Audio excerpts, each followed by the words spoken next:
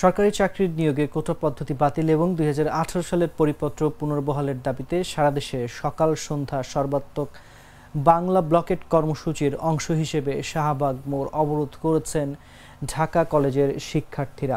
অবরোধের ফলে শাহবাগ সহ আশপাশের সড়কে যান চলাচল বন্ধ হয়ে গেছে। এতে সেসব এলাকার সড়কে তীব্র যানজট সৃষ্টি হয়েছে। ভোগান্তিতে পড়েছেন নগরবাসী। এদিন ঢাকা বিশ্ববিদ্যালয়ের প্রতিটি হল ও বিভাগ থেকে মিছিল নিয়ে আন্দোলনকারী শিক্ষার্থীরা কেন্দ্রীয় গ্রন্থাগারের সামনে জড়ো হতে থাকেন। সেখান থেকে একটি বিক্ষোভ মিছিল নিয়ে হলপাড়া, মুহসিন হল, ভিসি চত্বর, টিএসসি হয়ে শাহবাগে যান তারা।